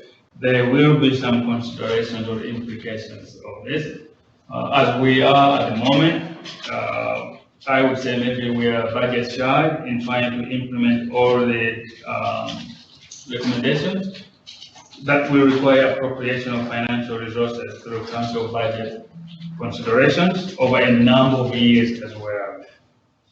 And at this point also, I would like maybe to recognize the background to this whole exercise is that it started at the state government community cabinet meeting, which was held here in Emirates. And from there, council started taking initiative in addressing what was the outcome of that. I think that was in October 2013. So I just wanted to really make you aware that it's not just council on its own, but the background involved the state government as well. What we did was we did analyze our own land that we own. So there are about 151 lots you will see in the attachments. But apart from that, we also went to the state government, the land that council controls, and we found that the state government has given us 391 lots that we control. As part of the exercise, we also realized that there are some lots that belong to the state government, council controls, that have been leased out to individuals, which means state permits or state leases. So the idea first was if you remember from the first workshop, was for us to say, let us just give it back to them, because there may be fire hazard that we don't want to be dealing with or other requirements. Then we realized that the process of us dialogue with the state government, that actually council collects some rest from the revenue, so that income maybe will be a way for us to keep retaining all of it. So the original recommendation to you, if you remember, in October 15, was that, oh, let's give back 63 lots that council doesn't own, it just controls. But now we reverse that because of the income that we generate from that. And no, we better keep that to ourselves as well, because we are benefiting from it. And most of the risks that maybe were involved, we are worried about, concerned about, the landowners or the lessees will be taking care of those things. So they are not really burdening in any way what we do as a council. The exercise also took us to an area where council is actually paying rent to the state government agencies. So we thought, is this something that maybe we can also give back? Because why should we be paying rent on something that maybe is not useful for us? What we discovered is that no, most of those areas that we pay rent on, they are actually very variable to our operations, to the service delivery to the community. So all what I'm asking council to do for me to finish off at this stage with this document is to adopt the strategy itself. And in doing so, I'm also requesting council to recognize that the various recommendations will be progressively implemented in accordance with the annual budget allocations. Why would I be asking you to do that? The reason for me asking you to do that is so that council will support the implementation of the recommendations as outlined in this strategy. If I've missed out something, we say everything I don't, or if there are questions. I suppose, mate, just to add, which I think we have stated to council before, certainly this project has gone beyond the initial scope of the project, and but that's been beneficial in regards to completely understanding the vacant land resources that we do have from the 4 amalgamated councils, and it has provided us opportunities to also become more efficient and to address areas where perhaps our data isn't as clean as we might like it, and provided those opportunities as well. So I will point out, unfortunately, my apologies for an anomaly in regards to the recommendation. The date states the 2nd of June, and the strategy is documented the 4th of June. So just would need to tweak that if council is willing to adopt the recommendation. But we're happy to answer any questions. The list of recommendations are outlined within the document.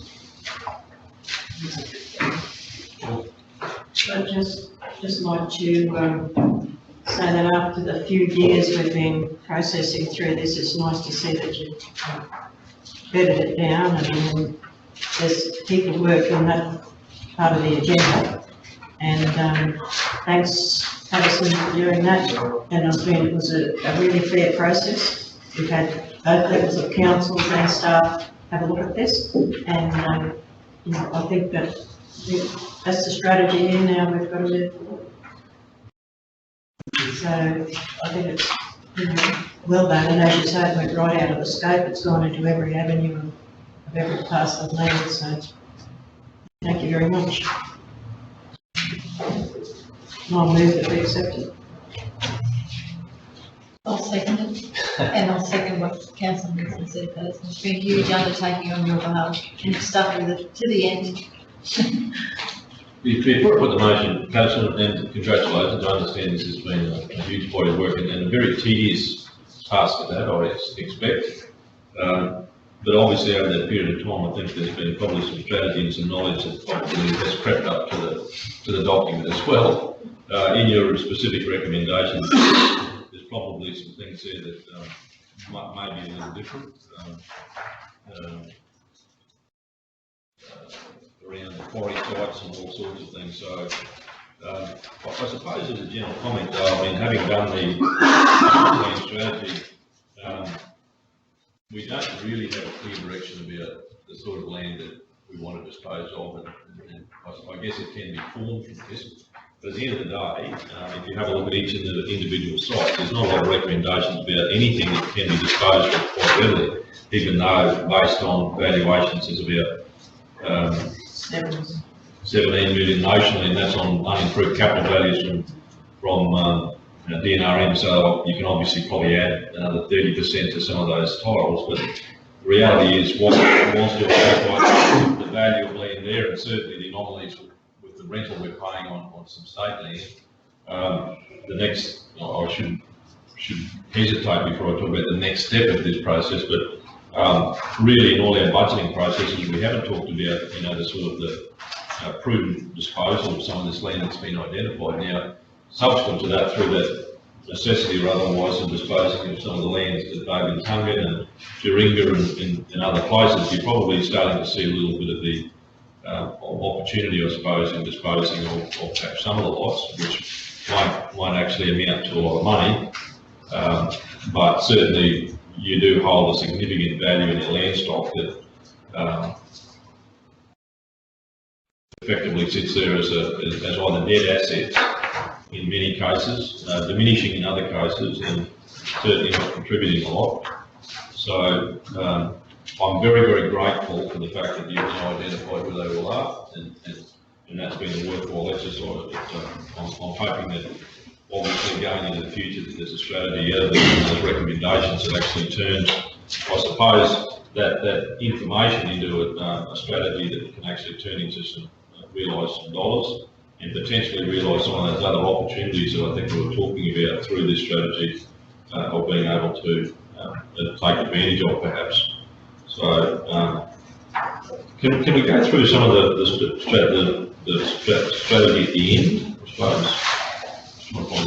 Recommendations? Yeah, the recommendations. Right. There's 25 strategy. that one, 25. 133. Section 9.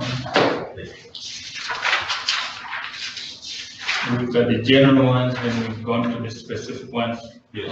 With regard to state government land, and then specific ones for council-owned land, and then 12 of them, section D, they would require investigation, so that recommendation 16 to 27.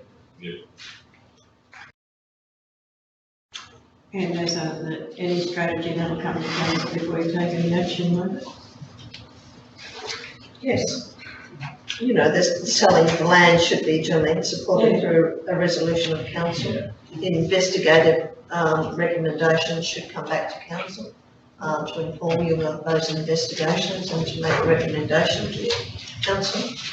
Just that sometimes when you approve a strategy, or sorry, through the chair, when strategies are approved, we then go to question sometime down the track, and we endorsed the strategy 12 months ago, and where things have moved a little bit. So I think that's what you're alluding to, Mr. Yeah, sometimes you implement a strategy as this, and all of a sudden we've invested considerable time and expense into something that we've gone off the strategy, i.e., as the Mayor mentioned, the quarry, i.e., a property retro strip, that probably doesn't really align, but it's mentioned in there, and we have the people investing time and effort into something that doesn't really need to happen straight up.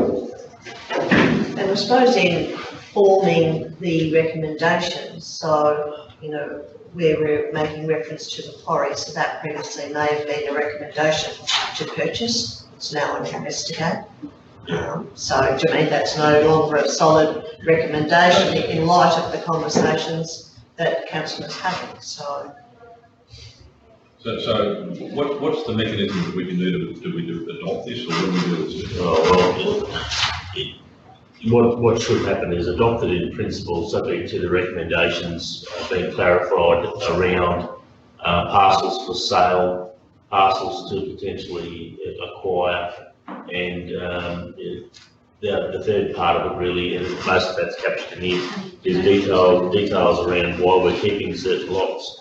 So I think that's covered. But the meat, I was probably not going to talk to it because I talk too much, but and I appreciate the comments Michelle's made around how it's morphed into a bigger body of work, and I also acknowledge the hard work that Council's put into delivering what you're looking at today. But I'll go back to the point, the catalyst for us doing this, which was October 2013, the state government said, look at the land that you've got available, that you're sitting on, that you could be doing something with. There's, you know, and our council took that message and said, right, we certainly want to do that. It's important for us to do that because we're a product of 4 former councils. We don't have a good handle on what's in our control or what we have freehold interest in. And we went one step further and said, not only will we do that, we'll actually identify what it is we want to strategically acquire, particularly if opportunities present themselves, if it's a buyer's market. We should buy the land that we want that adjoins other parcels or that might have a strategic use in future. And coupled with that, there should be a reason that we can write next to the land that we own, control, or we're going to buy, so that we can hand that over to successive councils so that they know why something's being retained. They've got to have an idea that something might have a 20-year vision on it, but in those 20 years you can use it for a motorbike fighting park or growing lucerne or some explorative agricultural technology. It doesn't matter if it can stimulate the economy or give someone a dividend, and we want it to be able to free up, temporarily assign those property rights, but not lose sight of the greater aim for what that parcel's intended use is. So council went a step further beyond that again and said it really wanted to look at land bank, which is simply that. Sell what you don't need, generate revenue from what you think you want to hang on to, and buy some new bits that'll fit into the jigsaw puzzle of the future. And I know what we've got here is great because it does give us a lot of background information around the extent to what we can do some of those things with the parcels identified in here, but it still doesn't, it falls short of what we really wanted. And so my recommendation to council is adopted in principle, and then I'd add something and just say subject to recommendations being clarified around parcels to dispose of or temporarily assign property rights from, and also advice and recommendations to council on properties for acquisition. That's what I do. It's my advice to council. Most of that's in there, isn't it? Not in the resolution. No.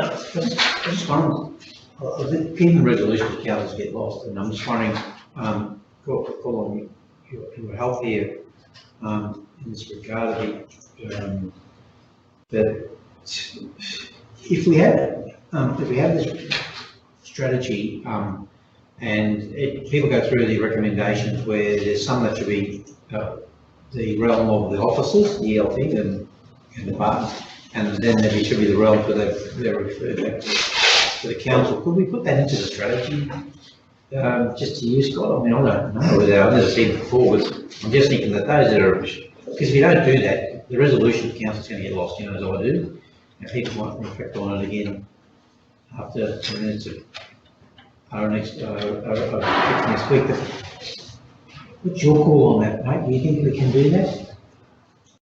Well, the resolution would be something that would be guiding us to move forward. And if council wants to tweak that to fit our purpose, I can't see why we.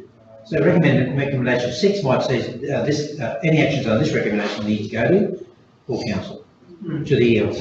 This might be 7, number 8 ELT, but that should be just because this is a commercial bloody thing in its own right, what does council want referred to it? And maybe governance could have a look at that for us and bring it back. I don't know what governance can be or something. Or perhaps is that the intent of your plan?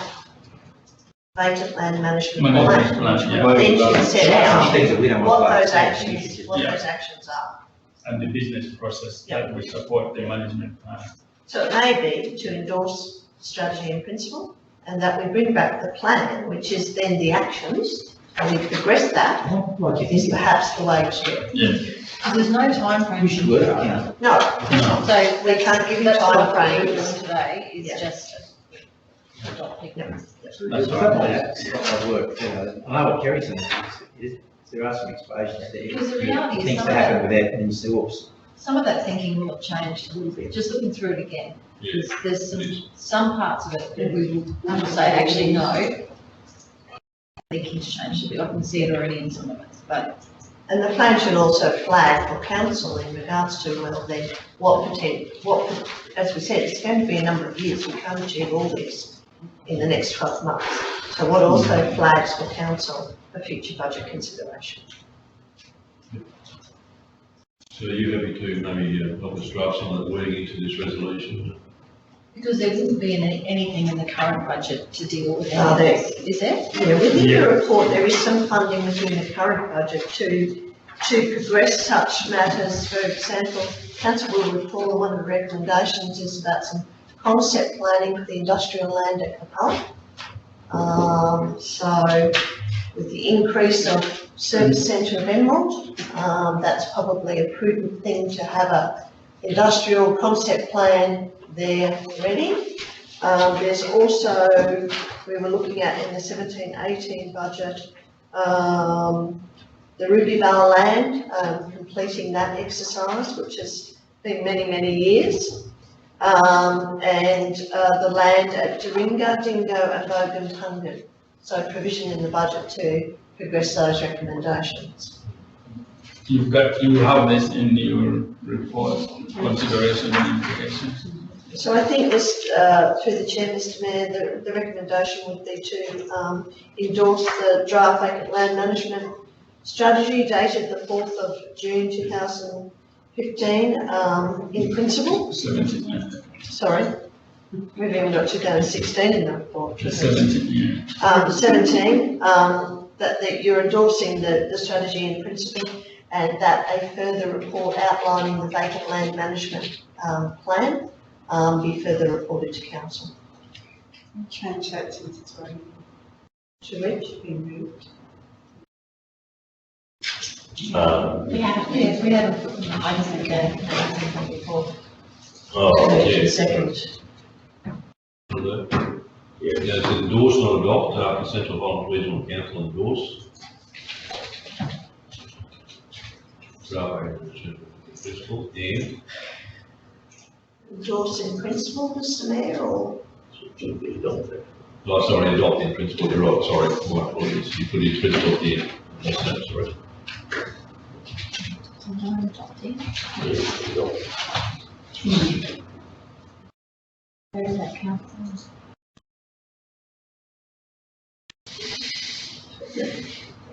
I think, well, an alternative spin on words would be that, council be provided with an action plan to operationalise the strategy, something to those.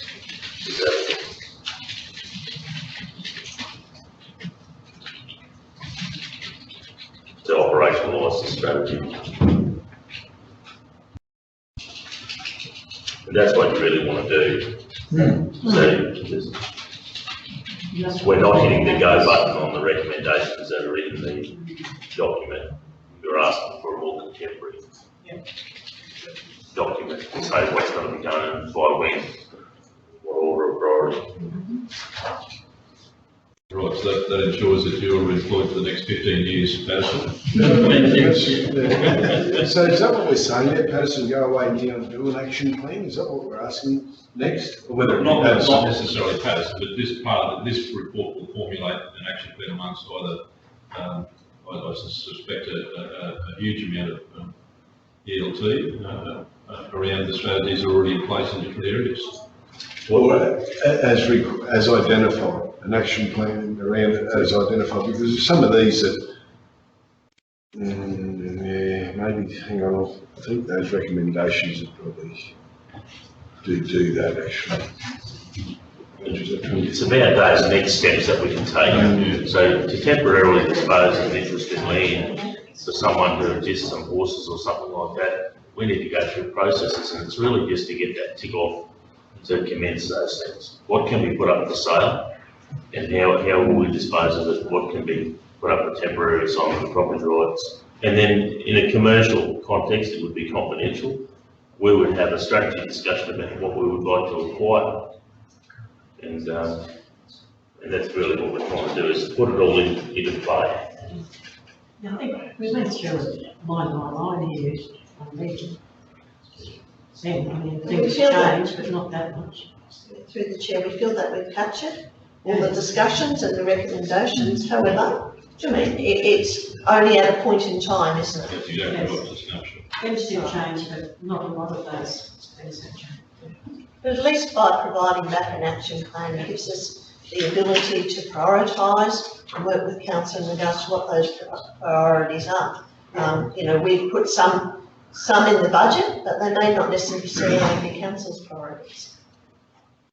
And will then inform future budget allocations as well. I will move it into your form. Right, moved by Councillor Nixon, seconded.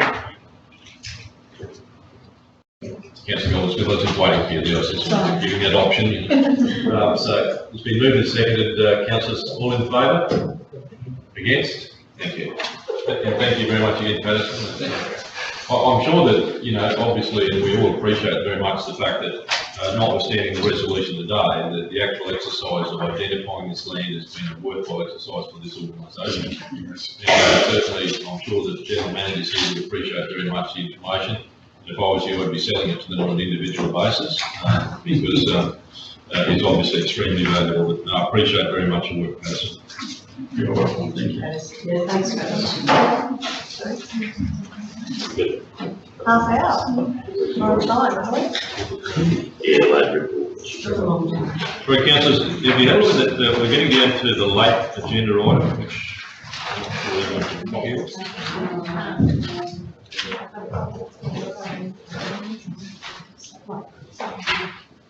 Sorry, there is a copy coming around.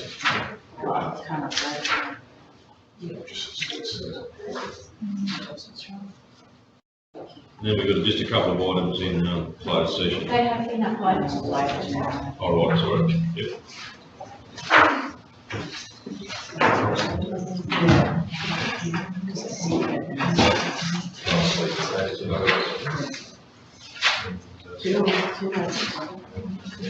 So, councillors, this is the late agenda item, and it relates to the corporate plan, the adoption of that content. I'll ask the CEO to talk us through this before he introduces himself. Yes, this is basically putting into play the work that was workshopped by council off the back of the Tim Baker sessions. So it's prudent that we adopt the corporate plan so that we can then get on and finalise the operational plan and make sure that the resources required to implement that are resident within the 17-18 budget that we've been working on. The corporate plan will obviously be an attractive document once it's finalised, but it's nothing unless there's good content, and this report is basically requesting council due consideration to adopt that, and we'll embellish it further.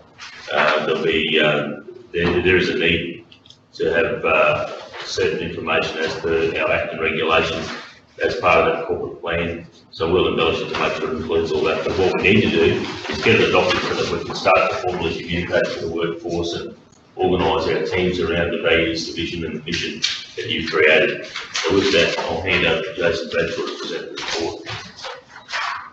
report. Sorry, Jason, just one comment after, because I missed Ian's, but develop action plans for all community reference groups. They are developing their own action plans, aren't they? Or is that going to come down from on top, or are they going to develop their own action plans? That's on page 7 under the active and inclusive community. Yeah, active and inclusive communities. I just thought it just sounded a bit so, it's a bit top heavy kind of, that we were telling the communities what they do.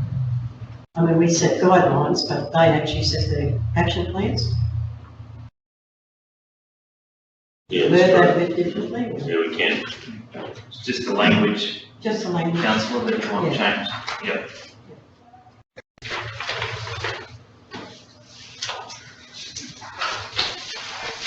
Councillors, I spoke to the detail of what was in the plan briefly yesterday, including the adoption of measures in there that give us a way of managing our progress and monitoring that through the life of the plan. The report that is attached simply talks about what our legislative obligations are and the work that's been done to date. All that's been applied there is that continuum of how progress will be achieved and what actions can be taken to address that. the detail that sits under this is obviously in the operational plans, and as discussed yesterday, I'm trying to get that information to you as quickly as I can later today. Happy to take questions on the content that's in there or feedback following yesterday's session. I think we all liked it then, as we still like it today. Sorry? We all liked it yesterday, but we still like it today, Jason. I think the way it's set out is great, you can see it. If it's all just there, no probably good on one side.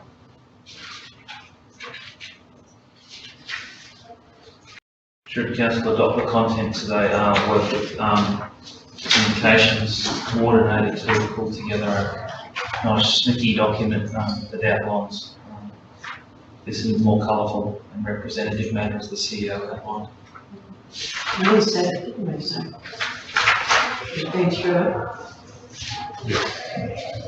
Well, I suppose the board there, with the greatest respect, I mean, I know Jason's acknowledged Mary Ann with this formulation and having to pick it up, but as you know, through that process with when we actually went through and drafted this, our own corporate plan, certainly Jason has already been put into some of those key actions and measures that we mulled over there in the last couple of sessions. So I'm really pleased to see that there's, I think, a real understanding of probably the measurables underneath it. Jason, appreciate that very much. So the other comment, sorry, through the meeting, is just the key priorities. Those key priorities don't kind of stand out in the body of the bill as much as I thought they should. Yeah, through you, Mr. Chair. We can put some further wording around how that looks and fits together as well in terms of finalising the documentation that comes forward. I think in a desktop publishing there, our vision, our mission, our values, and our key priorities, will that certainly be highlighted.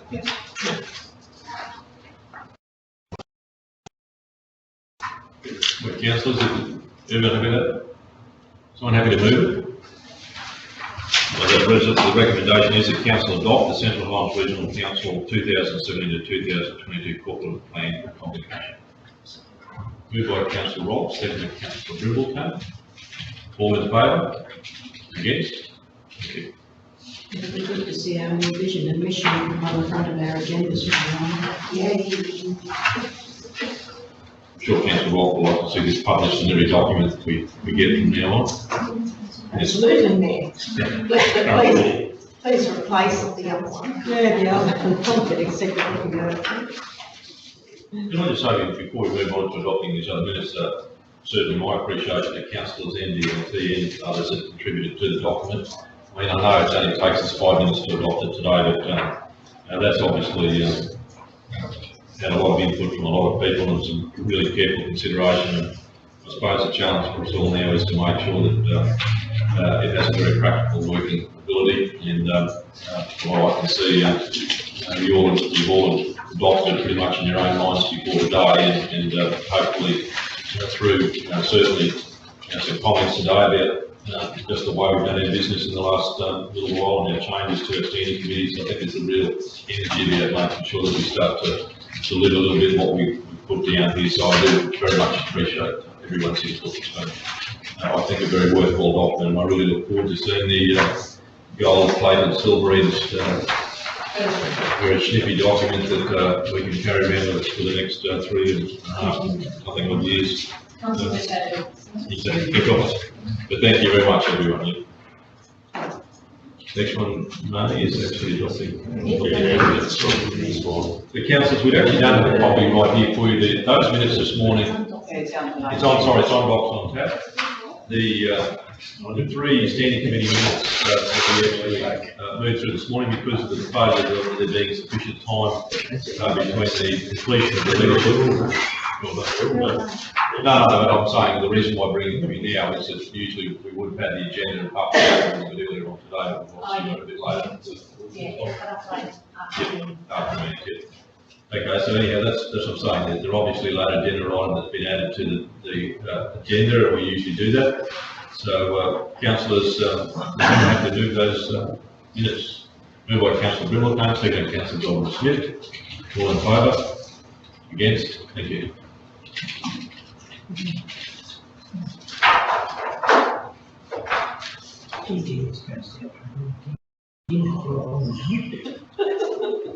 General business before we go into close, oh, yeah, general business before we go into close session. Any general business, or we had enough goes with that today?